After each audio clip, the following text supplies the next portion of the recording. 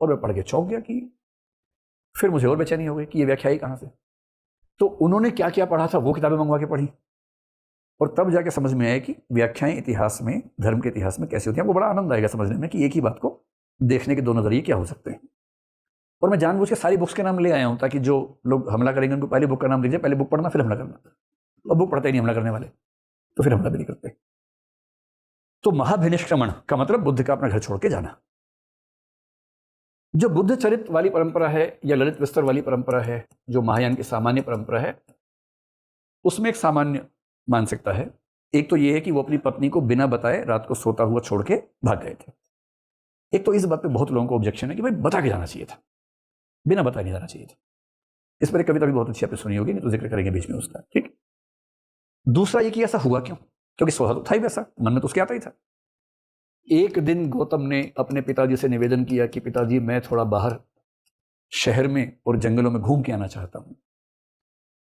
28-29 साल का बच्चा अपने पापा से निवेदन कर रहा है, जो खुद 1 साल के बच्चे का बाप है और जिसकी शादी को 8-9 साल हो चुके। अगर आपको कोई बाजार घूम के आना हो तो पापा से ऐसे पूछते हैं कि पापा क्या मैं बाजार घूम के आ सकता हूं। अम्बेडकर जी को इसी बात से आश्चर्य होता है। बाप की बिल्कुल इच्छा नहीं थी कि बेटा घूमने जाए, पर अनमने भाव से बाप ने कहा ठीक है। बाप को चिंता थी कि कुछ गड़बड़ ना हो जाए। तो जैसे ही बेटे के जाने की बात हुई तो गौतम का जो सारथी था उसका नाम था छन्न, और जो उसका घोड़ा था उसका नाम था कंथक। इनका नाम बार बार आता है, छन्न और कंथक, ये उसके बहुत नजदीकी मित्र हैं दोनों। कंथक घोड़ा है, छन्न सारथी है। छंदक नाम संस्कृत में है लेकिन वो पाली में छन्न हो जाता है। तो गौतम ने छन्न से कहा कि कंथक को तैयार करो, चलते हैं। बाबूजी ने परमिशन दे दी है। पर बाबूजी ने इसी बीच में अपने सारे लोगों को तैनात कर दिया कि भैया ये जहां जहां जाएगा रास्ते साफ करवा देना। कोई भिखारी, मुर्दा, बीमार, बूढ़ा गलती से भी सामने नहीं आना चाहिए। सुंदर सुंदर लोगों को भर दो सड़कों के ऊपर, ताकि इसको लगे दुनिया सुंदर ही होती है।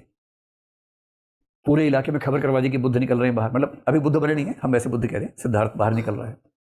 पूरा शहर सड़क पे उमड़ गया अपने राजकुमार को देखने के लिए, और सबसे कहा कि तैयार होकर निकलना। सब लोग, सब सुंदर सुंदर के शहर पे खड़े हो गए सड़कों पे। वो निकल रहा, सब पुष्प की बरसात कर रहे हैं, मुझे देख रहे कितना अच्छा अच्छा सब कुछ है। लेकिन जो देवता बैठे थे ऊपर, महायान की व्याख्या है, महायान में देवता जरूर आएंगे। देवताओं को लगा कि अब देर हो रही है, अब तो सन्यास का टाइम आ गया है। तो देवताओं ने एक युक्ति रची और रास्ते में अचानक एक बूढ़े आदमी को खड़ा कर दिया, वृद्ध व्यक्ति को खड़ा कर दिया। छन्न को भी बता रखा था कि कुछ ऐसा वैसा दिखे रास्ता मोड़ लेना चुपचाप, वहां से कुछ पूछे तो गोलमोल जवाब दे देना, सच मत बोलना। देवताओं ने छन्न के दिमाग को भी कंट्रोल कर लिया। बूढ़ा ला दिया, छन्न का दिमाग कंट्रोल कर लिया। सिद्धार्थ ने अचानक देखा कि एक बूढ़ा आदमी, बाकी तो जवान दिख रहे थे, बच्चे हैं, सुंदर सुंदर युवक हैं, युवतियां हैं, सुंदर कपड़े पहने हुए नृत्य कर रहे हैं, घूम रहे हैं, उसको मजा आ रहा है। अचानक बूढ़ा दिख गया। बूढ़ा भी ऐसा कि हाथ पैर ऐसे कांप रहे हैं उस बेचारे के, और कमर टेढ़ी हो चुकी है। तो सिद्धार्थ ने पूछा कि छन्न ये कौन है? छन्न का दिमाग तो फिर गया है, सॉफ्टवेयर ऊपर से कंट्रोल हो गया है, वो भूल गया कि क्या बोलना था। कह रहे सिद्धार्थ ये बुढ़ापा है, सबको आता है, तुमको भी आएगा। हर बच्चे की पहली टेंशन क्या होती है? जिस दिन बच्चे को पता लगता है कि लोग मरते हैं, बच्चे की पहली टेंशन है कि मैं मरूंगा कि नहीं मरूंगा। हर बच्चा पेरेंट्स से पूछता है सब मरते हैं क्या? पेरेंट्स बोलते हैं हाँ, मैं भी मरूंगा। तो पेरेंट्स परेशान होते हैं, कैसे समझाएं इस छोटे से बच्चे को कि तुम्हारी मौत भी होगी। तो गोल मोटल बात है यार, मरते छोड़ना है, फिर पैदा होते हैं, आना जाना लगा रहता है, ये तो आत्मा तो जिंदा है, शरीर गया है। तो ये सब कह के थोड़ा दिलासा मिल जाता है। वापसी होती है कि नहीं होती है किसी को नहीं पता, मुझे भी नहीं पता, है ना, अज्ञेय बात, नहीं पता। लेकिन दिलासा देने के लिए बहुत जरूरी है कि आप ऐसी बातें कहें कि देखो बेटा, मरता कोई नहीं है। नैनम छिंदंती शस्त्राणी नैनम दहती पावक। आत्मा को कोई काट सकता है, गला सकता है, सुखा सकता है, भिगो सकता है। अरे कपड़ा ही तो है, शरीर वस्त्र है, वस्त्र बदलने के लिए आत्मा जाती है। इससे क्या होता है, बच्चे बोलते हैं अच्छा अच्छा कपड़े ही बदलने, कोई बात नहीं, ठीक। बड़ा होता है वो समझ जाता है मुझे बेवकूफ बना दिया इन लोगों ने मैं भी मरूंगा।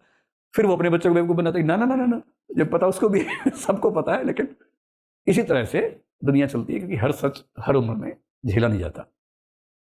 तो छन्न ने कहा कि बुढ़ापा है, इस उम्र तक आते आते हाथ पैर काम करना बंद कर देते हैं, आंखों से दिखना बंद हो जाता है, दिमाग काम नहीं करता है, बोलने में दिक्कतें आती हैं, और याददाश्त चली जाती है, कई बार तो हाथ पैर कांपते रहते हैं। तो सिद्धार्थ ने पूछा ये इसी को हुआ है कि औरों को भी होता है? बोले सबको होता है, आपको भी होगा। सीधे असली क्वेश्चन पे आ रहा हूं, आपको भी होगा। सिद्धार्थ बोला भाई वापस चलो, मोड़ो, यहीं से मोड़ो, यू टर्न लो। रथ मोड़ा, वापस आ गए। शुद्धोधन ने पूछा क्या हुआ? कि बोले जी बूढ़ा दिख गया था, मेरा दिमाग खिसक गया था, मैंने ऐसे ऐसे बोल दिया, मुझे भी समझ में नहीं आया क्या हुआ था। शुद्धोधन बहुत चिंतित थे। खैर फिर संभाला, अंतःपुर की महिलाओं से कहा कि थोड़ा ध्यान रखो भाई, पर वो भी क्या ध्यान रखें, ये किसी को देखता तक नहीं है। कुछ दिन बाद सिद्धार्थ ने फिर कहा कि बाबूजी एक बार फिर से घूम के आना चाहता हूँ। बाबूजी ने कहा ठीक है भाई जाओ, क्या कर सकता हूँ मैं, जाओ। फिर बाबूजी ने अरेंजमेंट्स करवा दिए सारे, सारी सड़कों पे सब सुंदर लोग घूमेंगे, कोई खराब ना दिखे। देवता फिर एक्टिव हो गए। इस बार देवताओं ने एक बीमार व्यक्ति को वहां पर उपस्थित कर दिया, बहुत ही बीमार। वर्णन से लगता है कि उसको कैंसर हुआ होगा। उस समय लोग कैंसर समझते नहीं थे, पर उस वर्णन को आज की भाषा में अप्लाई करने से पेट बहुत फूल जाना, अधिकांश कैंसर्स में आखिरी अवस्था में ऐसा होता है। पेट बहुत फूल गया, हाथ पैर एकदम दुबले टंगे हुए से लग रहे हैं, पूरा शरीर कांप रहा है, कमजोरी ऐसी है, सड़क पर बेचारा पड़ा हुआ है। तो सिद्धार्थ ने फिर पूछा, इसका सॉफ्टवेयर फिर हैक कर लिया देवताओं ने, देवताओं के कंट्रोल में है। अब जो सिखाया था शुद्धोधन ने सारा भूल गया बेचारा। उसने पूछा कि भाई ये क्या है? तो कहा जी ये बीमार व्यक्ति है, बुढ़ापे तक आते आते हर व्यक्ति बीमार हो ही जाता है। अगला पूछा यही हुआ है कि बाकी भी होते हैं? जी सब होते हैं, आप भी होंगे। सिद्धार्थ ने कहा वापस चलो। तो फिर वापस चले गए। अब सिद्धार्थ की तो हिम्मत पड़ गई थी बाहर निकलने की। कुछ दिन बाद शुद्धोधन को लगा ये घर में बैठे बैठे सोचते सोचते पगला जाएगा और संन्यास न ले ले। तो शुद्धोधन ने जंगल में एक व्यवस्था की कि वहां एक उत्सव करवाओ जिसमें नृत्य हो, संगीत हो, गान हो, ये हो, भोजन भोजन हो। अप्सराएं तो होनी ही है शुद्धोधन के प्रोग्राम में, वो भी हों, ताकि मेरा बेटा संन्यास न ले। और बाप ने बेटे से कहा बेटा कुछ दिनों के लिए वन में जाओ, मंत्री मंत्री साथ में जाएंगे, वहां एक उत्सव है, उत्सव में थोड़ा रहो, अच्छा लगेगा तुम्हें भी। बोले ठीक है बाबूजी चले जाते हैं। और शुद्धोधन ने छन्न से कहा इस बार उस रास्ते से मत जाना भाई, तुम इस रास्ते से जाना, रास्ता बदलवा दिया। और देवताओं के सारे रास्ते एक्सेसिबल हैं, देवताओं को इससे क्या फर्क पड़ता है कि रास्ता ये लेना क्या वो लेना है, उनके पास भी तो नेविगेशन सिस्टम है ही अपना। तो गौतम छन्न कंचक निकले, रास्ता बदल के निकले। और इस बार देवताओं ने क्या किया, अच्छा शुरू में कुछ नहीं किया, पहले वो जा रहा था वहां पर, थोड़ा सा पहुंचा, जब उस उत्सव के नजदीक था वहां पर अचानक एक शव यात्रा दिखा दी। बहुत सारे लोग जा रहे हैं, एक मुर्दा पड़ा हुआ है अर्थी पे, चार ने कंधा लगा रखा है, बाकी लोग साथ में जो होता है धार्मिक कथन राम नाम सत्य जैसे वो बोलते हुए जा रहे थे। सिद्धार्थ ने पूछा ये सोया क्यों हुआ है? उसे क्या पता कि मरना क्या होता है? भाई जब तक पता ही नहीं मरना क्या होता है आदमी सोचता सोया हुआ है, और खुद क्यों नहीं चल के जा रहा? तो इसका फिर वही हुआ। छन्न को फिर से देवताओं ने हैक कर लिया और ये कह रहा है कि ये मर गया है जी। तो सिद्धार्थ ने पूछा मर गया मतलब?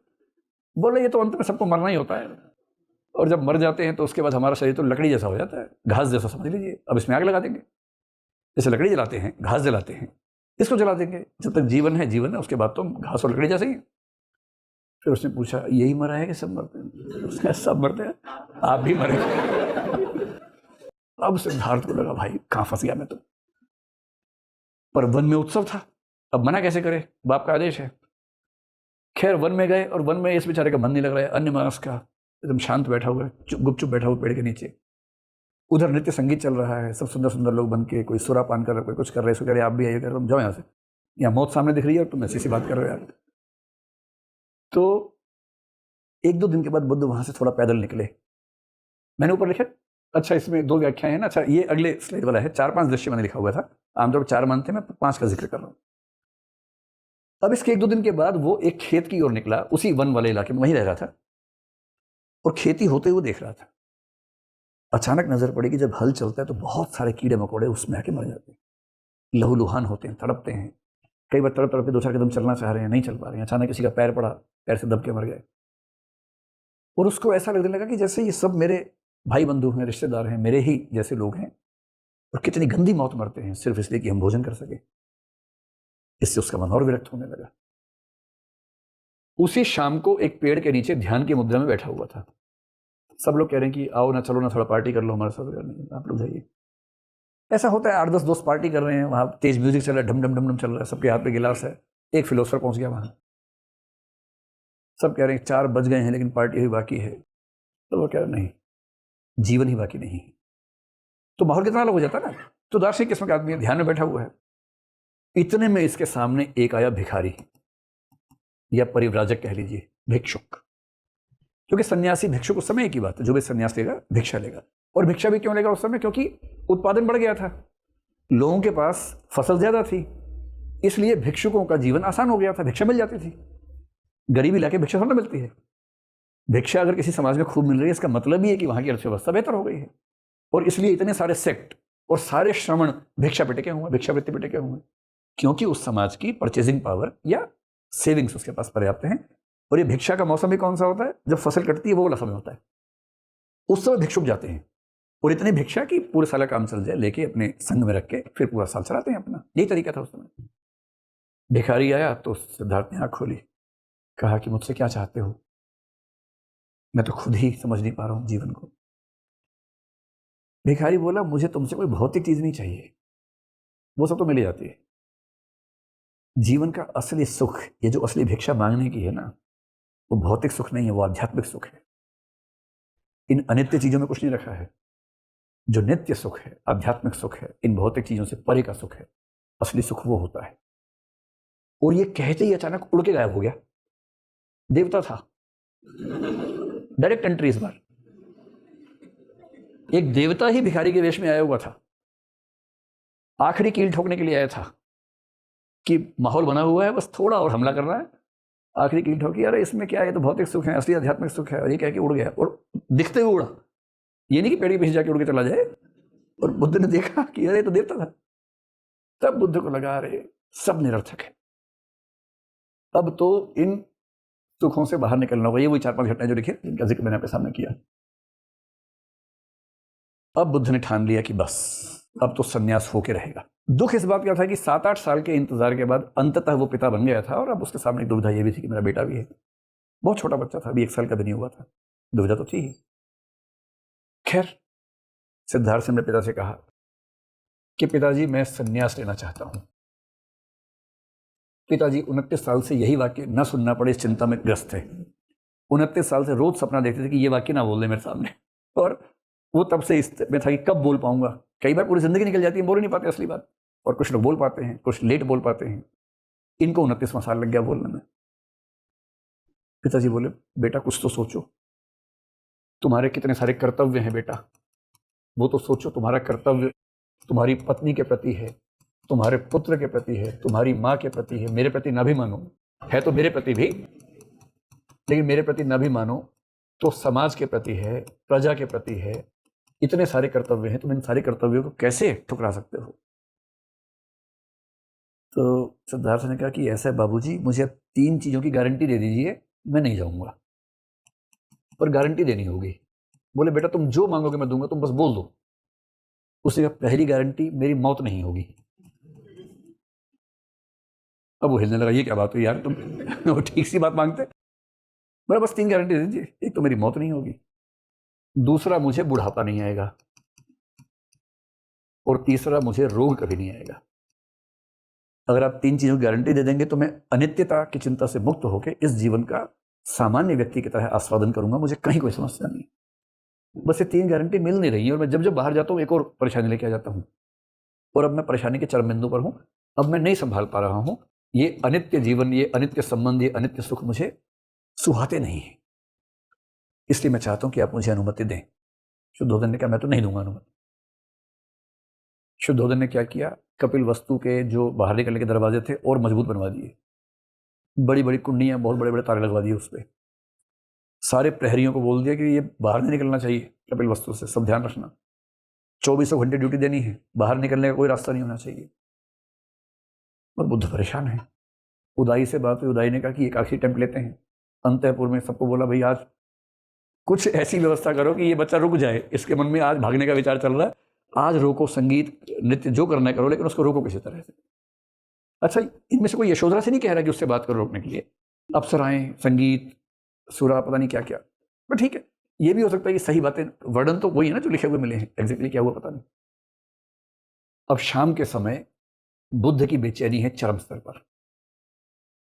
और इधर से बहुत सारी अप्सराओं को ड्यूटी दे दी गई है कि याद संभालना है, तो वो भी मुस्तैद हैं एकदम, और बुद्ध के आसपास के पूरे क्षेत्र में फैली हुई हैं। जैसे फिल्मों में नहीं होता पार्टी का सीन है कि सब बहुत सारे लड़के लड़कियां पार्टी वाले ड्रेस में आए हुए हैं, ये लड़का एक ही है, सब उस तरह से है, और माहौल एकदम वैसा बना रखा है जैसे स्वर्ग का हो। बुद्ध को वो देखते, बुद्ध को फूटी आंख नहीं सुहाते ये लोग। मतलब कभी कभी ऐसा होता है, आपको पता नहीं ऐसा हुआ है नहीं, कभी कोई आपके सामने इस भाव से है कि वो बहुत सुंदर दिख रहा है और आपके मन में वितृष्णा का भाव आ रहा है। एक तो होता है कि आपको आकर्षण का भाव आ रहा है, एक होता है आकर्षण नहीं आ रहा पर बुरा भी नहीं लग रहा, ठीक है। एक होता है बुरा लग रहा है कि यार नहीं ऐसे मत रहा करो, तुम थोड़ा ठीक से रहा करो। चौथा आता है वितृष्णा का भाव कि तुम सामने आते ही क्यों हो यार, ऐसी बेरुखी का भाव, वितृष्णा, नफरत का भाव। बुद्ध को वैसा भाव आता है। देवताओं को लगा कि एक आखिरी बार हमें हस्तक्षेप करना ही होगा, तो देवताओं ने हस्तक्षेप किया। देवताओं ने क्या किया? सबसे पहले वो जितनी अप्सराएं थीं उन सबको बेहोश कर दिया, और बेहोश भी ऐसे किया कि वो दिखने में विद्रूप लगने लगी, खराब लगने लगी, कि कोई बेहोश पड़ा है और इस तरह से पड़ा है कि उसको देख के नफरत सी हो रही है आपको, उत्सुकता तक नहीं। गौतम बुद्ध समझ गए कि सही समय है, आज ही निकलना चाहिए। छन्न से कहा कि भैया तैयार हो जाओ, कंथक को तैयार करो, आज हमें ये शहर छोड़ना है। छन्न को तो पहले ही हैक कर लेते हैं। छन्न कह रहे जी जी जी चलिए। छन्न को पता है, पर छन्न के मन में ये है कि जाएंगे कैसे, हर तरफ तो पहरी लगे हुए हैं, रास्तों पे अंधेरा है, रोशनी वही है जहाँ पहरी है, इतने मोटे मोटे दरवाजे हैं साम्राज्य के, निकलेंगे कैसे, ये कह तो रहे हैं। और कंथक के पैर में घुंघरू बंधे हुए, जब चलता है सड़क पे आवाज आती है, पूरे शहर को पता लगता है कंथक निकला है, राजकुमार का घोड़ा निकला है। पर देवता है, देवताओं ने सब व्यवस्था कर रखी है। जैसे ही वो चले तो कंथक के पैरों से आवाज आने बंद हो गई, जैसे वो हवा में चल रहा हो, ऐसा वर्णन है उस पुस्तक में। अंधेरे रास्ते अपने आप प्रकाशित हो गए ताकि रास्ता ढूंढने में दिक्कत ना हो। सारे के सारे प्रहरी बेहोश हो गए, सब गहरी नींद में चले गए।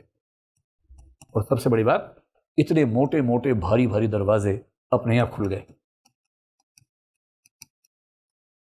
और छन्न भी परेशान है कि ये सब क्या हो रहा है, मैं नशे में तो नहीं हूं। वो तो हैक्ड है और उसको लग रहा है मैं नशे में तो नहीं हूं।